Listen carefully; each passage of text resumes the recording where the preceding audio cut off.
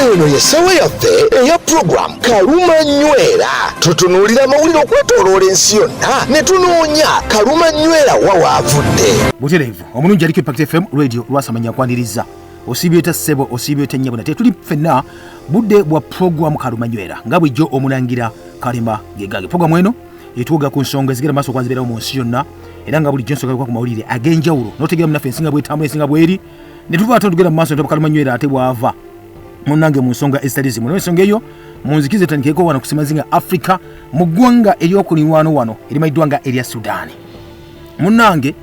olutalo olugenda maaso mu Sudan ozimu kwezi entalo zibaga nno bazibuusa amaaso tebazoogerako, international community tezoogerako, efa nnyo nga abazungu balwanaganye nga besse naye bakino mu Africa mune tebabyogerako ebisinga obungi nnyo naye nga ate munaffe ekiriyo kibi nnyo nga bw'okiwulira. Kakati wuliriza otolo balugenda mu maaso jjukira gavumenti y'abannaffe bano Abasudaani yakyankalana ebyo bibiri ebyabasajja bano byeyuzaayuza ng'omwaganya kutwalako ekibinja mwaga kati ofuuse mu yeekera tulaba basajja amayiddwa nga aba RPF Paramilitary Rapid Support Forces baga batuteeko gubayita ogutundutundu kati balwanyisa gavumenti nga bo abayeekera gavumenti erwanyisa ya gavumenti emayiddwa nga eya Sudaani. Lwaki? Engabana yagaana. Munange bukyabanako obandi balwana abasajja bano wetwogerera emyezi giyise emyezi 9 bw'otuuka mu kye bayita Western Darfur region mugana wange okwata ku mumwa n'onyenya omutwe toyagala kutunula n'amaaso kubanga kibi nnyo ate kyennyamiza. Kakati abasajja baakuba ekibuga baakuba kye bayita ekibuga buli kimu ne bakyonoona. Amalwaliro ag'enjawulo kati bakyalwanagana ganaso okuba ne bagakuba. Kati bambi abasawo baavuddeyo abamu ne bagamba nti nno kugamba bakuba abantu balina bati omutunga alwadde ayiko musaayi ebyenda biri wabweru balina okubizza okumutunga okumulongoosa. Kati bagenda omunange bibalemye tebakina kyakkola nti babalongoosa bagenda okuwulira ate bo muzikuba baba kino bo muzikuba. Bagenda nti omwezi guwedde gwokka December mugana wange bagenda nti eddwaliro lino lyalikodinga abantu 28 abafu ate nga basukka 50 bafunye ebisago ebyenjawulo era nga basitaafu bambi n'abalwadde abamu ng'egambye obojjanjabo ne bakuba ekizuka oyinza kufumita omuntu ekisobola totegedde ng'oli mumulongoosa. Ne bagamba nti nno niwakwa nesaga kuba nti kyogerako ne ba casualties bayitirivu nnyo bafuna buli kaseera nga konagana kukyagenda mu maaso. Kati bagambye nti ate ekyewunyisa obulumagano badde bugenda mu maaso kuba nti bukolebwa eri abayeekera bano kati bayita abayeekera wali butunulya nnyo amalwaliro era lwakati eddwaliro emayiddwa nga ery'Abasaudi emayiddwa nga Saudi Hospital mu ggwanga emayiddwa nga erya Sudan. Kakati bano baga nti nno nabadde babeerawo nga likola liyambako ku bantu naye buli lunaku emisana ne ttiimu y'abasawo bennyini baleetawo badde bepolingawo tebakyasobola kuba ndi bakola. So kyebaga nno bakolesemanya emergency Syrian tebakyasobola kuba ndi bazikola olw'ebikompola ebikuba buli lunaku nga tebisalako. Omusawo omu yavuddeyo n'agamba nti nno experience gy'alina nga bali mu kye bayita maternity operating room omukazi balongoosa omukyala azaala bamugyemu omwana ekikoma ne kikuba kyasooka kuba kikomera kya ddwaliro then ate kyenkikuba room yennyini mwe baali kati enfufugu ne bigenda ne bibakuba ne bisooka bijjako kye bayita ekimu kyakuba generator amasanza ne gavaako gonna ne beera nga bali mu kulongoosa basagala kye bayita total oba complete darkness. Era surgical team yonna alina kyakola ne basobola okuba bakozesa butooki bwabwe bali ku masimu okumaliriza munango operation yatwala essaawa 2:2 naga kye kigenda maaso mu ggwanga ne Sudan tukyogereko naga nti ekitundu ky'ebizimbe bino nga eddwaliro mwe baali kyagwa era luumu yonna just imagine bali mu kulongoosa muntu maama ali mu kuzaala bali mu kulongoosa nga bula ekibalaga kiti ekyabadde nga ekitangaala nfuufu yokka. Dr. Katabu Muhammadi ono yakuliramu kye bayita abalongoosa yagambye nti n'ebyaddala embeera mbi nga mu kibuga yalaga nti nno kibi nnyo kubanga mulina okubuulira ku bantu ku nsi nti ekiri mu Sudaani kye kibayitamu kye babeeramu buli lunaku ku makya ne kawungeezi ekiretedde abamu okuba nti badduka n'okudduka okuva mu profession eno tebakyala kuba nti bayamba abantu kubanga bagamba ojja kuba olongoosa omuntu bajje bakube aye naawe ofe. Kakati nno bo batyo basajja battu ne bakazi battu batyo munange embeera bwetyo bweri ng'omunafu atuliza jiko talundo nagamba lwatandika gyota civil war mu ggwanga lya Sudan ino yabaleko mu April 2023 akabinja ako akamayiddwa nga Rapid Support Forces wekere kutula kaga nti basi ekibaga nino kati right now yeringa kibayitanga world's biggest humanitarian crisis kubanga abantu basuka mukade 12 badduso kuva maka gaabwe munange naye ebyembi tiwali abyogerako nga bigambye bwe munafawuliriza ali ku Impact FM radio yasema yinja kino kyonna bijja bino nga lwado bwade 12 budduse maka nenga abantu abakafa bo bayitivu nnyo basuka muka samvunga mu 8 dusamu 8 atenga bayine bisago basuka mu 10 mu mbeera bwetyo kale twogerera amalyo gana sokwani gasalako gonna abantu bakyalina ddagala kali obadde ofalulinga odduka bizuka olusi bafana enjala kali ogenda kufa nga ne bakuba tewali akujjanjaba kubanga mubasimba mazeewo munafatuza embeera bwetyo eri ku saidi eyo wano kusemazinga Africa. Tudduse mu ggwanga erimayiddwanga erya America, United States of America, wetwogerera munafatuiza president ompya yamaze okuba nti afunika Donald J. Trump, wetwogerera munaffe ye president ggwanga erya America owa 47 Joe Biden oluvannyuma lw'okumala emyaka ebyasa 5 nga ali public office kekasema yesibeka ebintu bye kati adda waka nga private citizen. Kakati nno emikolo gyatandise jukira America eno ku bantu badde wano nga baransawa nga 2 ezeri ku makya mu America wazade nsawa 10 ez'olweggulo. Emikolo gyatandise ne Trump nga president of course omulonde yasooka omanyi program nga we yabadde yasoose mu church bagita St. John's Church eriawo mu Washington okumpi ne White House weyasoose nga kalombolombo of course ku president nenena ajja mu ntebe asooka kusabako wamu n'okwebaza. Then uvanyuma nga amaze okuba nti asaba Trump yageze nasinkana Joe Biden mpozi ne yabadde first lady Jill Biden munange wali mu White House ne banywa kacyayi omukono gwade gumuyitirivu nnyo nyirira kubanga ebyaddala nabyenga kacyayi kenyinyini abasajja president avuddeko ne president azzeemu banywa kacyayi bennyini awo akonako munayi kalombolombo akokukyusa ebayita obuyinza ako era nga Trump yakakkiriza nyako wali mu 2022 nti abajja kunywa kacyayi tewali tabbo kabeera akagera mu maaso yo batyo. Then bweziweze essaawa zibadde 6 ez'emisana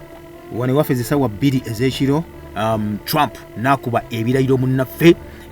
munango omukolo guno jukira tegwabadde bweru baguyingiza munda olw'ensonga ati nno beekwasa ne bagala ati nno bannange obunyogovu bungi temperature ziri wansi nnyo biki naye of course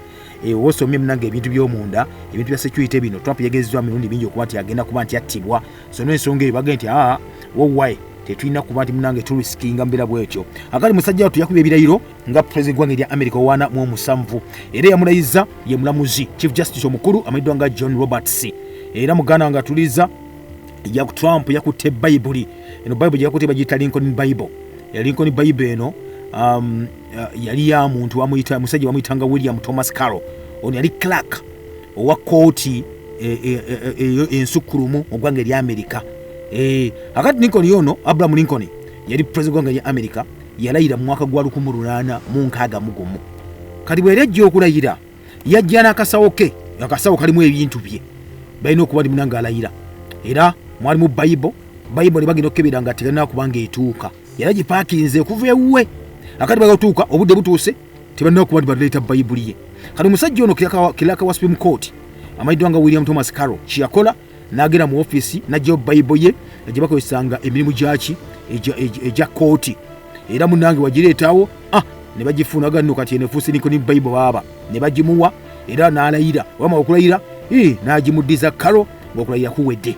Kakati nno Bible eno Carroll yagisigaza mu kaseera konna naawo naye we bagenda maaso ne batemula president ono Abraham Lincoln mu 1865 family eya Carroll n'akwata Bible eyo n'agiwa family n'agaa nti nno family Bible eyo egire bagumya era Bible yasigala ng'eri mu Lincoln family omwo paka mwaka gwa 1928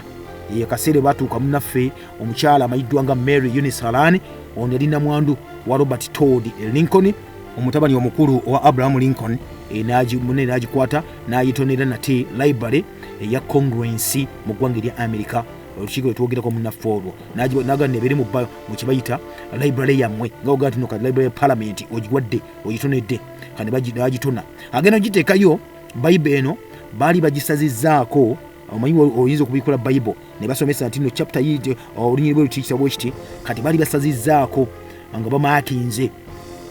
ku chapter eya 31 mu kitabo ekyamateeka olwokubiri Deuteronomy chapter 31 nga basazizzayo bati yonenena ng'osobola kubanga ogisoma bulungi nnyo. So chapter hiyo erimu that is ebisembe bya Musa Yosua asikira Musa awo amateeka okukyukakyukanga oba okusomesebwanga buli myaka 7 ebigambo byasembe Mukama byalagira Musa byonna biri omwo. Then ne chapter njabule basazizaako era nga bagimakinze chapter ya 4 mu kitabo kya Koseya omuli okunenya okulabula n'ebisuubizo eri Isirayiri mpozi Mukama uyavunaanirawo Abayisirayiri kali nebyo mugana atuyiriza bali bakoze chapter yonna nga bagisazizza bagimakinze mu kitabo kino omukala ageno kizaayo nate wa eri oba ageno kyo bannaffe bano ab'omu library okuba nti munange akibatonedde mu mbeera bwetyo. Akati nno ekyo kitabo kitwogerako Trump olunaku lwaliro kyakutte ng'alayira ate kibale kyokka kayo kiri official era kye balekayo naye akutte ne Bayibuli eri endala. Eno Bible gyakutte Trump ng'alayira yamuweebwa maama we mwaka 1955 nga basoma Sunday school naye agikutte neera kati baddeho bbiri awo. Then vice president we ye amayiddwa nga J.D. Vance naye munange yalayidde nga Trump tanaba kuba nti alayira era ne yakutte Bible. Bible gyakutte ye yagaa nti no jjajjawe azaala jjajjaawe eyagimuwa great grandmother omukyala eyagimuwa ne munaye gyerayiza mu mbeera bwetyo. Akati nno ekyo munaye bwekyo kyabadde Trump amaze okuba nti alayira nga waliwo kibayita inaugural address okwogerako nate eri eggwanga okubalaga vision ebigendererwa byo biri bitya kiki obategetekedde ogenda kukola otya ebituwe bityo nabisana kino ekyokubiri ng'ali mu office munanga atuuliriza era butereevu nnyo munaffe wenjogerera emikolo gigenda mu maaso nakati obudde buno embeera munange bwekyo bwe kiri mu kaseera kano kennyini ebisingawo tunabitegeera olulala kubanga kati gavumenti nno kati event zigera mu maaso mu ggwanga erya America bawuliriza omusajja biki bigenda mu maaso okuba nti akola mu kaseera kano kennyini era wanaamaliriza kijja kutegeeza nti ajja genda ateera mu kibayita Senate chamber wanaabeera okuba nti akola omukolo ogusookera ddala ogusooka ogwo kusayininga kibayita nominations enjawulo abantu bawadde emirimu egyo then wanaakimaliriza then ate asuubira okuba nti asayininga kibayita executive orders emu ku ebiragiro bajja okuba nti asayininga kimu ku ekiyaga kyasaanikirako kwe kusazaamu policies embi ezaali mu kiseera kino mu kisaanyi kyani kyo Joe Biden okiwulidde akali wanaakimala ekyo nga bagenda bafunamu kalangi elanchi ajja kuba nga akoze eki ne bannamateeka mu ggwanga bayite bamme ba parliament wali mu kye bayita capital mu kitebe kyabwe ekyabanateeka wano bajja okuba nti babeera then bw'aba naavaawo babeere nga launching ewedde ajja kuba nga agenda munaffe ku parade parade eyo ejja kuba mu Capital One Arena guno eri then ajja kuba yegatta ku crowd oba abantu munange abayitiddwa bonna mbeera bwetyo. Then Trump ajja kuba namaliriza ajja kudde nate wali mu Oval Office oba president baaba ajja okutulamu okumala emyaka 4 then wanaabeera watasooka sayininge ebimu ku ebyo byagenda okuba nti akola ku lunaku lwesogeddera mu office olunaku olwaleero. Then wanaabamaliriza of course Trump asuubirwa okuba nti ajja kuba nti afuna kye bayita balls ez'enjawulo baziyita normally baziyita nga inaugural balls ezo zino nkuŋŋaana baziteekateeka abaakabi abasajja n'abakazi abamu ku abo bateekateeka bagaa ti no president umwetaaga wano najja nasinka n'aba supporters bamuteekamu akasente abanoonya obululu n'abantu ba bulijjo era bayitibwa ne bajja ne babeerawo munaffe kye bayita inaugural balls ezo ziba normally 3 zatyo okuba nti babeera nazo basobola okuba nga abaaniriza abantu naweddeko wano omukulembeze w'ennono eri mu Bugisu nti ayitiddwamu ku abo kana yasobola okugendayo naye teba mu ezo zimayiddwa nga inaugural balls ezo 3 Trump zanaabeeramu era nga pulezidenti alina okuba nti munange zonna ezo azibeerako azikubaka ekalombolombo mu ggwanga erya America mu mbeera bwe zityo gwe munaffe nate atuwuliriza kalugandeko nate mu ggwanga erimayiddwa nga erya Isirayiri wamu n'eggwanga erimayiddwa nga erya Palestina munange mbadde nzija kugamba lunye nti nno ebigenda mu maaso abasabira ngo balwanagana babiriri bano naye Prime Minister mayiddwa nga Benjamin Netanyahu tannakkirizaako kimu na kimu era mune kimulumira muli lwaki ddala bakkiriza okuteeka wansi bayite ebyokulwanyisa. Jjukira naga nti order yafuluma okuva mu America nga Trump bagambye nti nno singa wengenda okulayirira bwe nti nga mazuka kibayita mukanyiza nga emmundu tekyaseka kati omusajja mayiddwa nga Benjamin Netanyahu yagamba nti nno munaffe bino bamutaddemu ayinza okuluzinga kibeta popularity ne bamukungumula omukono mu kirya n'abadde kyali prime minister wa Israel. Akati uliriza ebyabadde munafu atuiza olunaku olw'eggulo ku Sunday twafunye kibayita ceasefire yateekeddwa mu kibayita mu nkola oluvannyuma okuba nti yali badde delayed kumpi ssaawa nga 3 nga aba Hamas tebannaweereza lisiti y'amannya agaba alina okuba nti bateebwa olunaku olw'eggulo abasatu. Munnange kakati nno era olunaku olw'eggulo essaawa nga 3 ezo mu ssaawa 3 nga bakyali bataddewo kibayita reasons bataddewo nga bagaziri technical problems zaali baleseza okuba nti batwala amannya gano okuba nti batuuka kubanga jjukira olunaku olw'eggulo lwennyini Israel kyeyakoze kubaga nti nno nga tebalina kuteeka mu nkola kibayita kulekera okukuba mundu yalumbye gaazi era nekubayo netta n'abantu kati ebyokuba nga bakuba amasasi byadde biremesa entambula era munaye waisewo essaawa 3 n'ambirira amannya ne gatuuka ne balangira mu butongole nti basi kiwedde amannya gatuuse ag'abantu abadde balina okuba nti bateebwa mu kibayita hostage release olunaku olw'eggulo yasookedde ddala. Mu bano nno mwaddemu omwana bamuyita Emily Damari, mwaddeko Romy Goneni, mwaddemu ne Doroni Steinbrecher. Eno ye batch yasookedde ddala okuba nti bateebwa munnange oluvannyuma emyezi 15 nga bali mu buwambe. Kakati bwe twogerera bano batuuse bali mu ddwaliro erya Tel Aviv era bali mu kuba nti baga kusigalawo okumala ennaku eziwerako nga babeekenneenya babawe kye bayita counseling eri psychological n'eri traumatic ate ne test ezinyo bazibakoleko mune mu mbeera bwetyo. Kakati nno embeera n'engeri babata bayisa sayine side nga Hamas bali sayine side abalwanyi bano bakutte emundu bakuma masasi waggulu balaga okuba nti nno munnaffe bo bennyini ebalinga kati munanga bawangudde. Ye Benjamin tyayo n'agambye nti nno ebyaddala yagenda tajja tagala kuwunyiriza kye bayita mu Hamas kuba bamunyira bubi nnyo era agamba nti nno yali amanyi nti nno obusajja munanga abukoze eki abunafuyiza ne kati otwogere bukyali standing and strong nege kino nno kimulekawa ng'omusajja obudde bwonna oyinza okuyereba mu kubyaka lwamutadde ebbali bamusudde ebbali olw'ensonga kati munange mission ze eringa eyaganye mu mbeera bwetyo. Akati nno bino bigamba lwaki ekyo nga kiwedde bo ku lunaku olwaleero ku makya abantu basatu ngegati nno abantu abasatu bamaze okuba nti bagenda baweebwayo begambye amannya ne Israeli yabadde erina nate okuta abasibe Abapalestine abakwatibwa 9 era nga bateereddwa nabo ne bakola ki era bazzeeyo ne babeera nga bali unified ne family zaabwe era nga bagamba okusinza ku Hamas bagamba nti nno ku buli abawambe basatu balina Abayisirayiri beagalamu kuba buli muwambe omu gwe balina bagamu Omupalestine Abapalestine abasibe 30. Kitegeeza nti nno ku basatu bali abateereddwa muba mulina okutuwa abasibe Abapalestine 9 era kyakoleddwa nate amakya ag'olunaku lwaleero badde mu makomera era okusinza ku bannaffe ba mediators abatabaganya Egypt bagambye nti nno weekend eno egenda okuggwako bulungi nnyo bayogedde aga tunateeka okutuuka wali mu phase eno esoose basuubira abasibe nga 189 gye kuba nga bateereddwa okuva mu makomera agabannaffe bano amayiddwa nga aba Isirayiri. Kakati nno kigamba nti nno wiiki eno tusuubirayo abasibe abalala oba abawambe abalala bana abawambi bwa Hamas okuba nti bateebwa wiiki eno era kigamba nti nno buli luvannyuma lw'ennaku 7 eziddirira bajja kutaayo abawambe basatu okusinza ku President Joe Biden erage okuba munange kinaye munange yakitadde bwati bwe yagambye olunaku olw'eggulo. Kati ekyewunyisa abasibe abasinga obungi ennyo abateereddwa olunaku lwaliwo ku Mande batwogera ku Bapalestine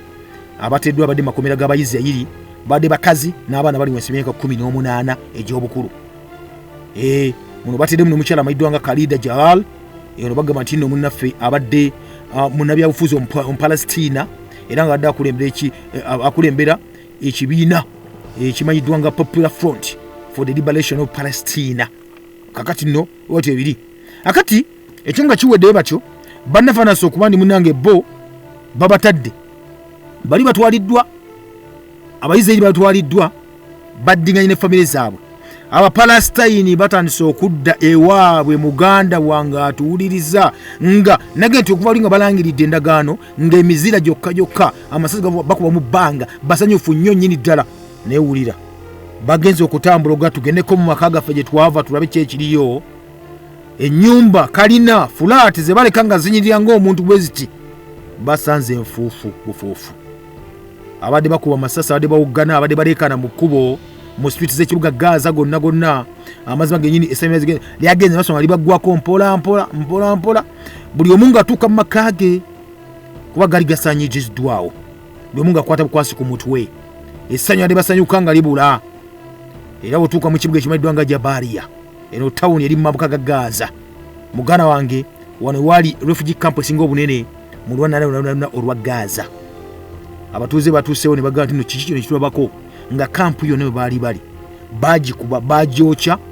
ng'eri mu kibayita waliwo nfuufu yokka munange ebyaddala bwetyo ebadde kakati abantu abasinga obungi badde bakomyewo bambira abantu baabwe baga nali mbeera wano tenti yalinga wano nali mbeera wano naye olukyanoonya na nnyumba tokyajeba nawa we yali era balabiddwako bambi abasinga obungi bali mu kuggyawo bifunfugu ebyenjawulo balabe oli yatuuseewo ne bagaa nti nno twafiirwana abantu bafayitirivu nnyo so embeera munange bwetyo bweri so Jabaliya kampu gye twogerako yali eyina Abapalestine nga abasukka 25,000 era yafuuka sayiti esinga obunene nnyo nnyini ddala bwekyakulwanagana kutandika n'ekyenjawulo ekyaliwo munnaffe buga nti nno abattibwawo balinga 10,000 Abapalestine battibwa okusinza kwa Hamas abawo ne boogera kakati bakomyawo mu Jabaliya kyababuuseeko naga kino tekituukangako kino kitulabye muna ekibi nnyo nga tuvudeko awo nate mu maserengeta g'ekibuga kimanyiddwa nga ekya Khan Yunis wano omuganda nga atuuliriza abamaaso badde bavuga nga bayitamu bagenda maaso bayogerako n'abantu ba bulijjo bano Abapalestina bakubira emizira bakyanti nga bawuggana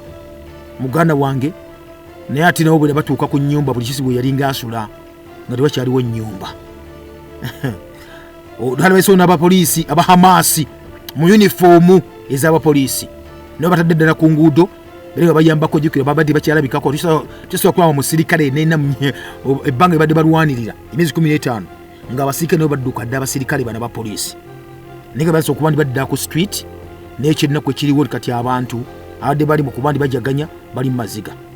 babatuuze b'omu kibuga Gaza muganda wange ate ekyotuuka ku ekyo ayayayaya kirali kibi nnyo kuba bagambe nti nno sigga nti nno n'ekizimbe kyaliwa ne bakubye ebizimbe nti n'ebisigaddewo byonna birimu ebitulituli obutontono obubadde busigadde obuyumba bulimu ebitulituli era bw'otuuka mu kibuga bwoti munnaffe kye basinze okuba ndi bakuba bayola kye bayita infrastructure ya Gaza muganda wange sokati abantu bandi bakutte fulaga baziwanise bambi waggulu we bati bakuba bakwata ebifaananyi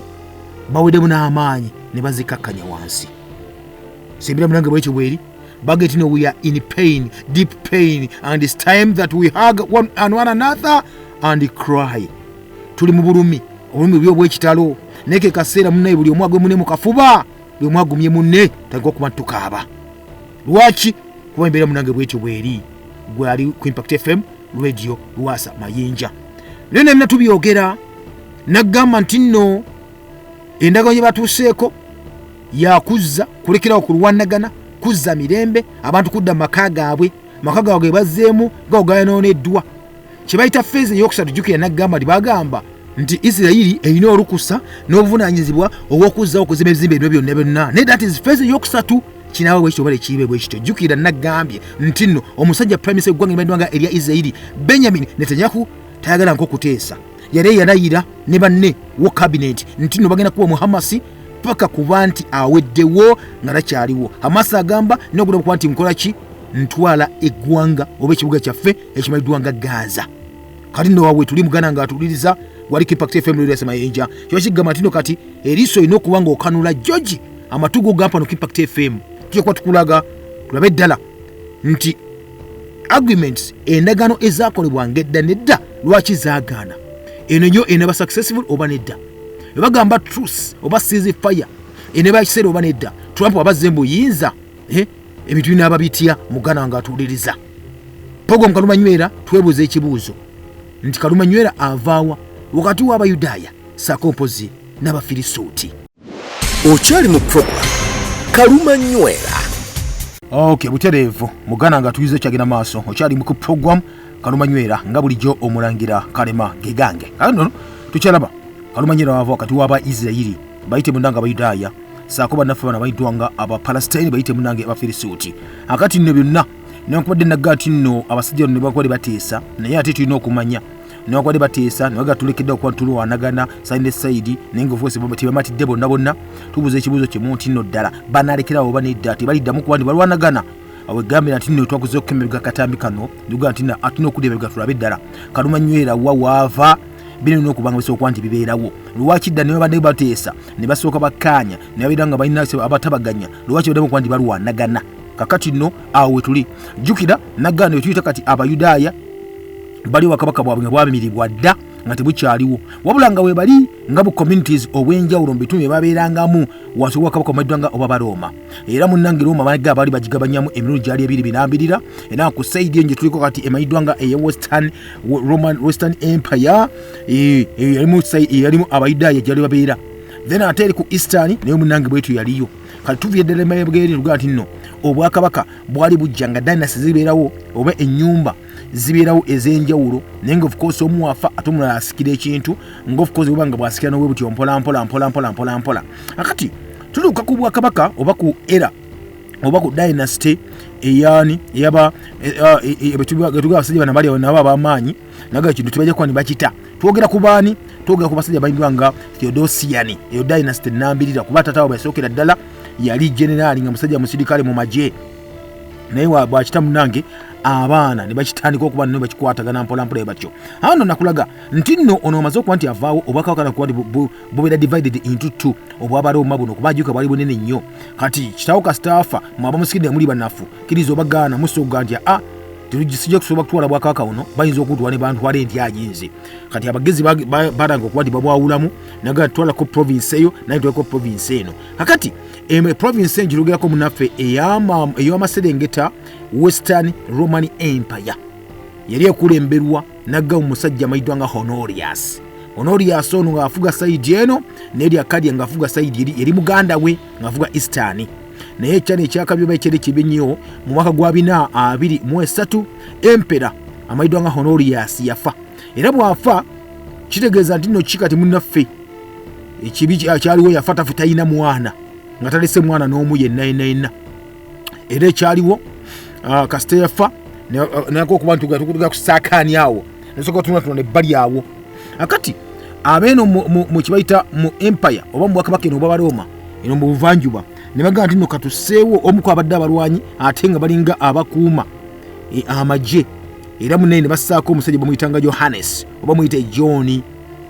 akati bamussaako kino kyali kitegeeza ki tava mu lulyo lwa Honorius tava mu lulyo lwa Theodosius era tava mu dynasty eyo kitegeeza nti nno kati abeeranga akomekkereza obufuzi obwa Theodosian bonna bw'abeeranga ebyaddala yabasikidde Honorius kwajja seri musirikale akati nno kino bwe bakitukola abantu akakiiko ako bwetudde eri ku Eastern Roman Empire ku saidi ende ya Roma mugana wono Honorius awulira obusungu infact ekizibwe baga nti tekisoboka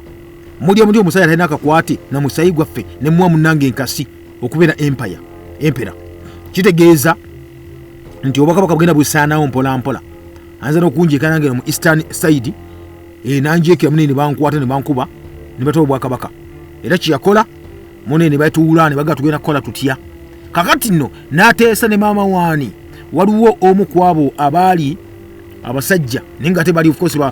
bali banywanyi nnyo nga bali badduka bali bangangusibwa badduka okuva mu bwakabaka bwa Roma eno mu bugwanjuba bwe twogerako yali ani Valentiniani ono munnaffe kigambibwa nti yali akyali mwana muto ekisooka kyero okwati omanya naye nga atalina maama we bano bali baddusa olubabu olwa Honorius okuba nti bajja kuba nti basooka nti babeerayo kati nga bageze muŋŋanguse bagenda muŋŋanguse munnaffe atuuliriza kigambibwa nti nno ono omusajja ayiiya ani Theodosius ogwokubiri ayiiya jukira empera wali Eastern Roman Empire aga nti naa kanteekeko kizibwe wange ono kwadde akyali mwana muto kamuteekeko at least abeere nga yafuuka yagenda okusikira entebe eno. Kino nakikola muganda ng'atuuliriza yalina emyaka 5 gyokka. Valentiyani ono naga kati afuuse heya oba siza, afuuse omukulu owaki owa Western Roman Empire ng'ennaku 23 Oktoba 424. Kyali kitegeeza kino, kyali kitegeeza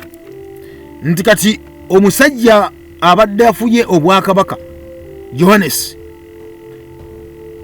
alina okuba nti amamulwako. Naye agamba nange nti bagimpadde, lwaki mujinzijjako sivaako na mirembe bwentyo. Yaga sivaako na mirembe. Era ekyaddi yamuganda nga tuliza kwe kuba nti bamulumba ne bamuwendulira ab'amagye. Mu kuwandulira ab'amagye munaffe musajja mukulu akwati yali tamanyidde, tali experienced mu kibayita nga ye mukulembeze, gamba tali experience okuba nti ye kabaka oba empera. Munange yakubibwa bubi nnyo era amajege ne bagatta gonna gali gasinga obungi ennyo era agamu ne gadduka. Banaga nti ekifuba kyetaaga bakyetaagira ddala. Kati musajja wattu bwetwogerako oyo amaze okuba nti akubibwa bubi nnyo ye ebintu kati ayinza kati munange abiwanise ani gwe twogerako wako ono Johannes. Abasajja bayingiddewo bagee ekintu kyagala kibenga tiiva mu famire yaffe, n'olw'ensonga eyo naga ati newammwe waawo. Kakati ekisooka ddala wona abasajja bali bamuyambyeko okusooka. Abasajja bayambako babayitanga bahaani. Bano kigambibwa nti nno bali bavaze eyitale okuyambako Yohanesi okuba ndi munange enyuliza mu kintu kino. Kati abahaani bano bali bazzeeyo ku butaka ewaabwe eyitale, bali bazzeeyo ewaabwe nga bavudde mu yitale bagenze ate babenga bakwasaganya ensonga ez'enjawulo. Kati bambi bano abasajja bono Theodosius bagenda okujja okuwaga okuteekako kizibwe wono omwana omuto nga abasirikale abalebembyeko ono Johannes bo bagenze bazzeeyo eri. Era kyawaliriza munange okuba nti bayisa mu jjenje kkalu, kuba kino kyawaliriza gavumenti yennyini ekuma obwakabaka okuba tekyalina maanyi n'akamu n'akeddagala. Kakati nno olw'ebizibu ebyalingawo ebyadde amagye gaali gadduse kwedifendinga ku saidi yaabwe nano basigadde eno territory empitirivu nnyo zaga maaso ne ziba nga baziwamba bazitutte olwa Baden ezaalingawo mu biseera ebyo munaffe atuwuliriza. Kakati nno omusajja ono gwe baleese ye nga ye alabika nti naye kale ekintu nga akirina mu 5 waati. Kati oli Johannes yakubiddwa nabeera nga amaamuddwako ki ku gavumenti. Kakati maama jjukira omutima gwaga okuba ndi bateekako tali popular n'akamu n'akeddagala n'obuwagizi bw'alina buwagizi buli obutini nnyo. Twogera kwani Valentiyani ow'okusatu. Kati maama we amayiddwa nga Gala Palasidiya yagala nti ajjagera mu maaso okuba nti munnange omwana ono bamubeetabeeta okulaba nti asobola okubeera kumune ku ntebe wanaakula nga entebe bagirina. Kakati nno nga nnyo Augustus oba nnyo kabaka oba nnyo empera ng'ayingiddewo ebikolwa bye kigambwa ati nno buterevu nnyo ng'ali wansi wa influence ya maama we ye kennyini. Nagee ti yali wiiki tamanyi byakufuga akyali mwana muto wansi kali maama we yalinga afuga ono Gala Palasidiya. Emu byasooka okuba nti akola kwe kuzzaako omusajja amayiddwa nga Felix yamuzzaako nga agenda okuba nti munange nga ame chief of staff owaki obwakabaka w'Abaroma eno obuvanjuba Roman Empire eya Western. Era akaseera ko munaffe atuiza waliwo kibayita entalotalo kati ngenda okutonda omuntu gwewasijja agenda okuba nti munange azzaawo kibayita emirembe kubanga resources oba ebyobugagga bali babyetaaga wamu n'emmere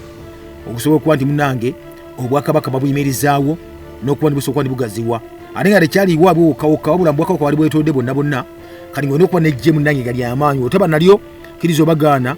oba ojja kuba nga okotogedde byabusa. Akali ekyaddirira nga atudde mu ntebe buterevu nnyo munaffe omusajja ono bana kukuddamu okunegosetinga ate n'abahanzi bali badduka abali bayambyeko Otias okuba nti ajja mu Itale okusapootinga Yohanesi wajiko bali bamaze okuba bagenda bazze ewaabwe. Kakati okudda ewaabwe eri nabo kye bali bakola kyali kimu kyokka. Kali kino kyawaliriza ani Felix ono okuba nti bamutadde mu kifo ekyokuba nti alina okuteekawo okukola kye bayita restructuring ey'amagye gonna ag'Obwakabaka ng'ozitaddeko ne provinces ez'enjawulo zonna ezaali zeekalakaasa. Era munange batandika era lw'okuwangula okwali okw'enjawulo okwomu ng'okulangana okwali mu Gawu mwaka gwa 2026 bakuba munange Viscoth n'abakuba Sakopozi n'aba Franks abalwani eri mu Rain mwaka 2028. Kakati nno newankubadde bino byalingawo bamaze okuba batuula mu Bwakabaka, ebizibu munnaffe byali biyitirivu nnyo era ng'ebizibu bino munnaffe bisooka okuba bikyankalanya Obwakabaka bonna obw'Abaroma. Ekisooka ekyo munange Abagoothi bano baali batera okuba nti bajja balumba mu kitundu kya Gaweri naddala mu buvanjuba, era nga mu kujja kwabwe nabo bataddewo threat ey'amaanyi, obunkenke bwali butandise okuba nti bujjira ddala. Then abalala bali Vandals bano nabo baali mu sayidi ya Hispania,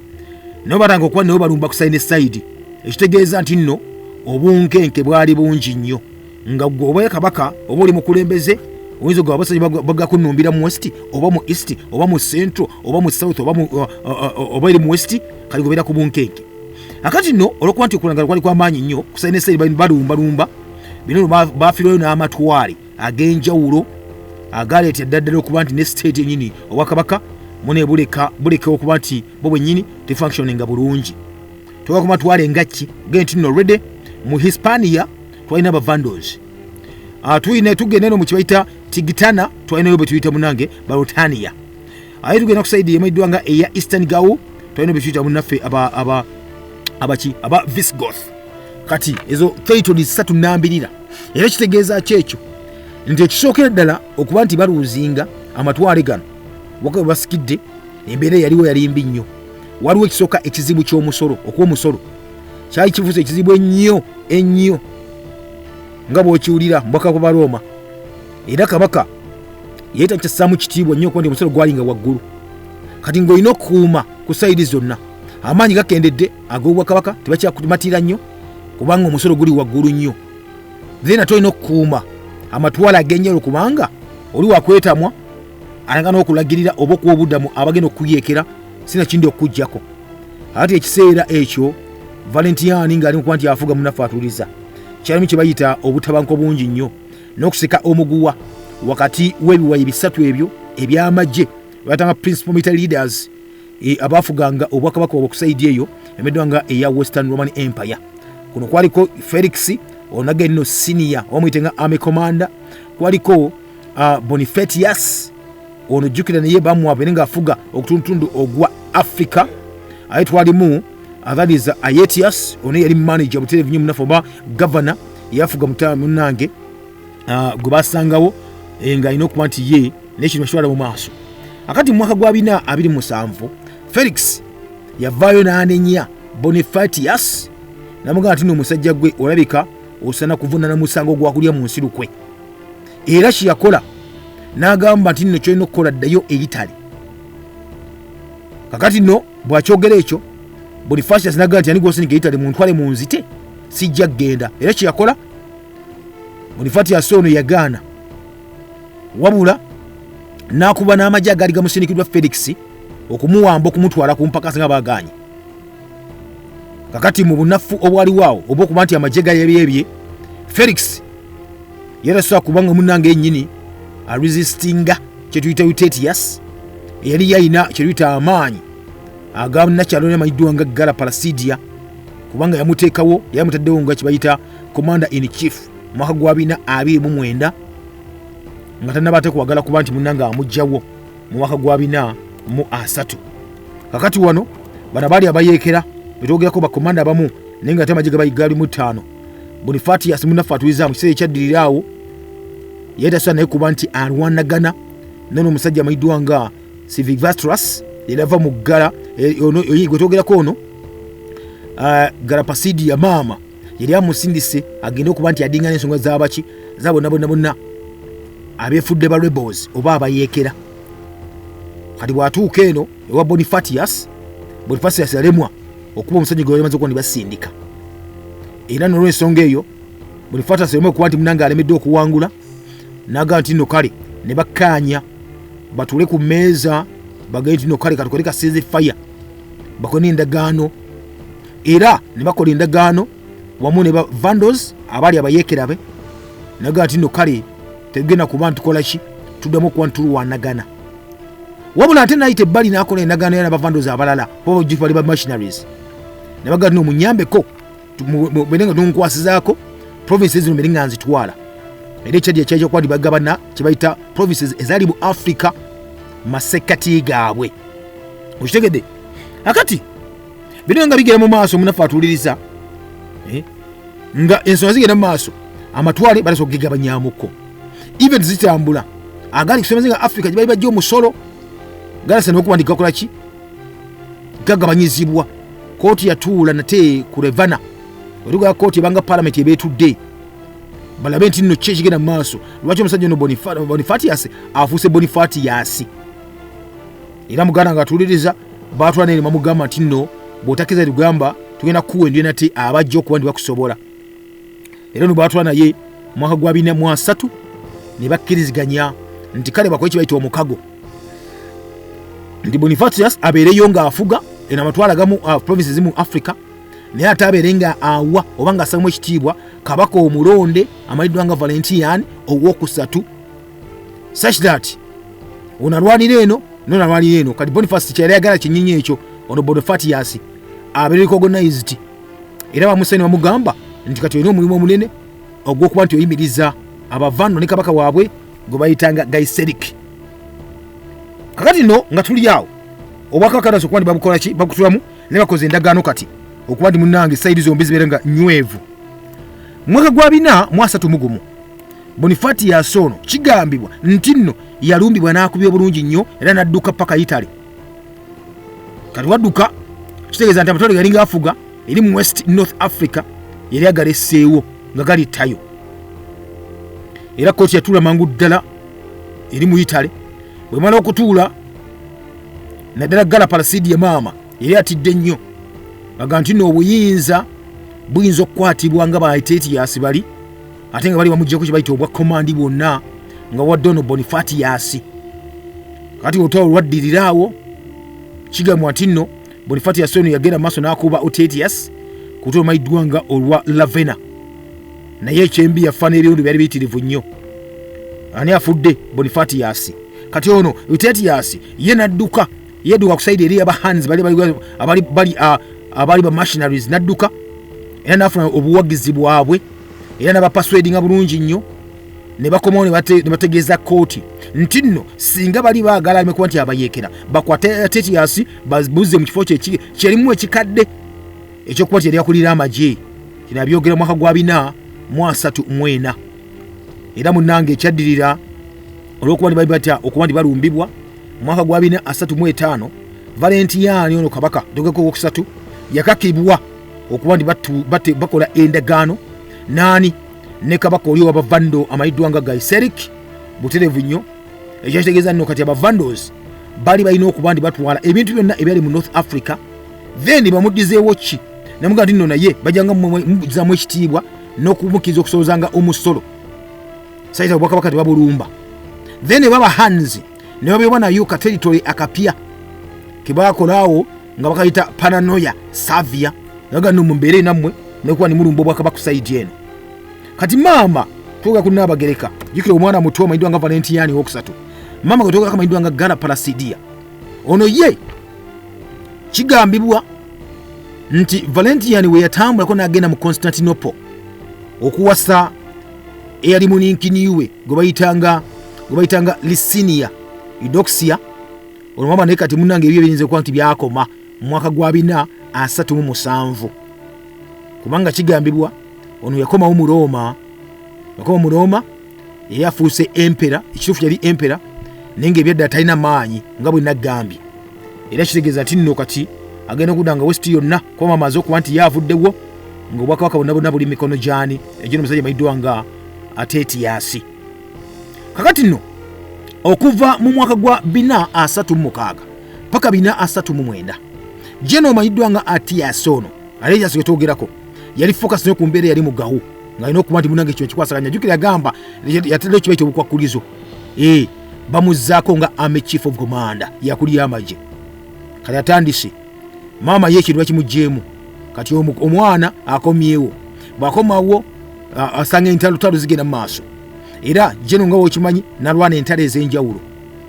abagothi balwana n'abakuba mwagwa 337 ne 338.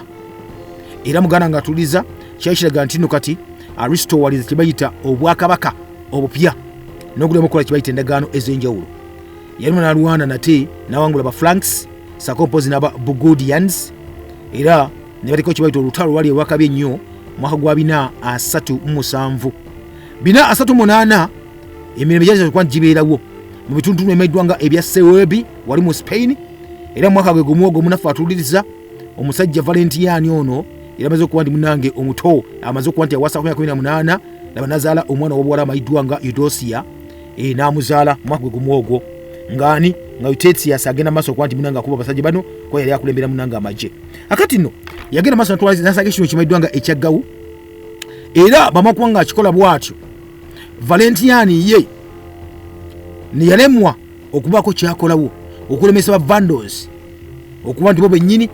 basalako amatwale gali aga Africa kuba teri aliyo amatwale bagatwala.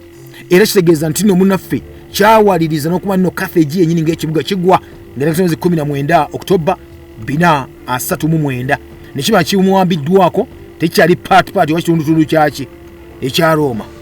Eno nno yali major blow y'amannyo olw'ensonga nti emisolo egyali giva mu Carthage gyali miyitirivu nnyo saako n'emmere yeesobola okumunenge ebeerezaawo Abaroma bano kubanga ezaali promises nga z'abagagga abantu abalima gamba balina ekibaito ebugagga bayiti biyitirivu nnyo. Kakati nno embeera bwekyo yinza okuba nti beera obwakabaka buyuugayuuga. Era mu mwaka gwa 440 bavando n'amagye gaabwe gonna gwa ku mazzi munnaffe baali batambula balambula kye bayita Sicily. Awo Atethius ono yacoordinatinga ne joint response wamu n'amagye ag'enjawulo ne bagamba nti nno yafuna kye bayita amagye ag'Abaroma mayitirivu nnyo n'agasindika nga gadifendinga kye bayita ekizinga nga gakijja ku musajja mayiddwanga Agaiseric singa beera munange akoze eki ng'abalumbye. Akati ne bano betuyita Bahaani balanga okuba nabo balumba, era mu kulumba kyawaliza gavumenti yennyini okuluka mu bifo ebimu etaase ku magye agamu era nga transferring nga paka mu kimu ekimayiddwanga ekya Danube. Kakati nno mu mwaka gwa 442 Jena mayiddwanga Eutychius wamupozi ne kabaka mayiddwanga Valentinian omuto embula kalevu munnange bayite bana kyakkola ne bakikakasa nti n'abavando bano balaka bagakuba ni batwala ddala ogutuntundu ogunene eri ku semazinga Africa naddala ne mu Western Numidia sakompozi ne babaza China. Kati bakkiriza ne bagamba nti ebamuga ekitundu ekyo tusobola okukibawa namwe muleke ebifo bino ebadde myonoonye ebiri eno mu Rome mubitulekere ne musigale eyo. Munnange kabaka mugamba bino amayiddwanga Gaiseric yaba Vandals bambugamba ne bagamba nti mulinga bamuyisa mu maaso yagaana enteekateeka eno era kiyakola nagaana n'awamba Mauritania n'akiwamba n'awamba ekitu ekirala ekimayiddwanga Alayidde Caesarius nakyo n'akiwamba n'atwa ekitu ekimayiddwanga ekya Sardinia Sakokosika. Era munnange era zonna nga ennumba ezibazikola ne balumba ekibuga ekimayiddwanga Sicily. Kakati nga ddala omusajja aleesa amaanyi balaba tebajja kusobako okumalako nga balwana mukono ku mukono. Eutychius yakola n'asalawo n'amugamba nti kyojja okukola kiri kimu kyokka, nze tuteese tujja kuyiya tulabe kirigwe kuba ntukuwa muneme kuba nga ojjawo kabaka. Kakigambibwa nti Jeno nyini najja n'agamba kabaka n'amukonvinsinga naga Valentinian akkirize wabeerewo kibayita okuwasaŋŋana wakati wa muwala we omukulu amayiddwanga Eudosia ne mutabani waani wa Gaiseric kabaka gwe bayitanga Huneriki. Nti eno enkola kaserebera bwetyo kitegeeza nti kabaka badde akulumba tajja kulumba kubanga olwo mufuuse baaluganda kuba omuwaddemu oddire mutabani we n'omuwa muwala wo n'amuwasa. munanga amuguza idea eyo n'ensonga nti nno omusajja ono kabaka oba vandoza yamazeeko ng'alumba obwakabaka bwani mu valentiyani kati basala amagezi munanga amuli ago gatuka eriani gaiseriki nti mutano bagala awa senata omuwala wa kabaka valentiyani tekina kikyakyusa kubanga jjukira hunerik nga mutabani wa kabaka ono gaiseriki yali ate munanga alina omukazi omago yawasa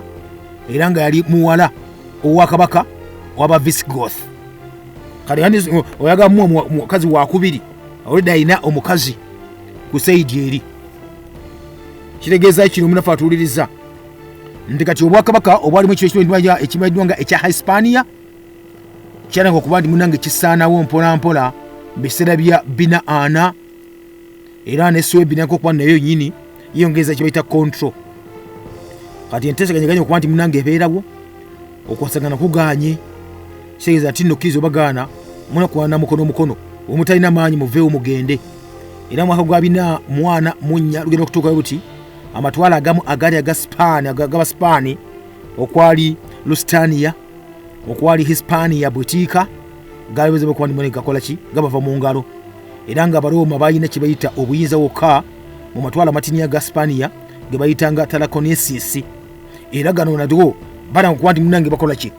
bageza okuba nti balwanagana balabe nti nno uprising oba n'okuddamu tebaluuzinga ate matwale malala kati munange ekyokuluuzinga oba ekyokuvako amatwale gali eri abasajja munange bayekera kyaleeta ebizibu bingi nnyo ddala by'ensimbi mu bwakabaka buno obw'Abaroma era ebyadde ne basooka bwennyini openly ne bakkiriza nti nno tewaliwo sente zimala zijja kuba basooka kuba babeerawo ng'Abaroma mweno mu Western Roman Empire okugezaho kuba nti munange bayimizewo gavumenti mpozi n'okulabirira abasirikale bwe batyo n'olw'ensonga eyo tuba tuli awo ngenda kusomezi 14 omwezi gwali gwa 7 omwaka 449 munange empera wetwogera kamayiddwa nga Valentiyani owokusatu n'afuluma ekibayita etteeka lyafulumya nga ligamba nti nno liyimiriza bonna abaali basonyiddwa omusolo babasonyiddwa omusolo nga nno kati buli kisemanyi nti badde osonyiddwa omusolo simanyi oli kino oli ki oli wakabi omusolo tukijjewo ekyo mulina okuwa omusolo kubanga obwakabaka bugenda tewali musolo mu mwaka gwe gumu ogwo Valentiyani ono gwe twagawo okusatu nagattako n'emisolo emirala 2 n'agifulumya nga gifumbire mu linnya lye okitegede erimu egumu omusolo baguyitanga sales tax guno gwali gwa bitundu 4 ku 100 gwene byogenda okuba nti okoze eki otunze then ate omulala gwe yateekawo omusolo baguyitanga senatorial class bonna abagawa ebifo olina ekifo ky'olina ky'amaanyi kiyite minisita oli ki walina okuwa omusolo ngoki ekifo ekyo bakuwadde okiweerewo omusolo kakati nno bino byonna abyogera bw'ati ng'ekikulu kyali kimu nti afune essente ezinaamuyambako okulikuutinga n'okusapulinga amagye okuba nimene gamuyamba okuba nti ebifo tebabitwala n'obwakabaka tebugenda kabaka akombye oba akubye emmeeza naleka emisolo egyo kakati ekyaddi yamunafe atuuliriza nga kabaka anyiize kubanga jjukira n'okuba nti ekyo kigera mu maaso nakyo ashunya bw'ati senators abali mu ranka ezawaggulu bonna mmaze okuba nditegeeza bana ngo contributing nga sente wayaka sente sacha limuge okumaintaininga yagamba bwobeera senita kisezo oli mukulu vamu sente zigenda okulabirira abasirikale 3 senita bali ku second class mulina okuba nimuvamu sente ezigenda okwazirabirira omusirikale omwomu then basenita bali mu third class mwe mulina okuvamu sente ezigenda okuba zirabirira at least kitundu kya muntu omusirikale nenyini nagamba nti nno naye kenyini kirabi kyakulabirako nagamba nti omusala gwafuna ne bajja kugutemako era najja kuwangayo omusolo era nagamba nti nno sente zonna yafuna noba zitemeko zibenga sooka zigenda ziriise amagye kubanga obwakabaka bwali buguddemu kibayita nabe ey'okuba nti muganda wange tebalina sente ziriisa amagye ate nga batya abasajja okuba ne babalumba abasirikale kati nembeera bwekyo emisolo gyataddewo of course abamu tebagyagalako ddala nakamu nakala kubanga yayingidde mu kibayita enfuna yaabwe munaffe tubuuza ekibuuzo kyekyaddirira mu mbeera bwetyo ng'omusajja amaze okuba nti yaya bas kabaka agambye empero okubeerawo emisolo gino okuba girinnyisibwa naye kenyini omusango baguteme kakati gwoba gwokola ki obudde basabako obusazi nga bulijjo basitemu nemenyamu nate ngenda basibyo wano mbebaza okuba nti mwebali kuwuliriza akaprogramu Kaluma Nywera tusigane olunaku lunaddako nga bulijjo omulangira Kalemage gange mbe bulungi mweraba.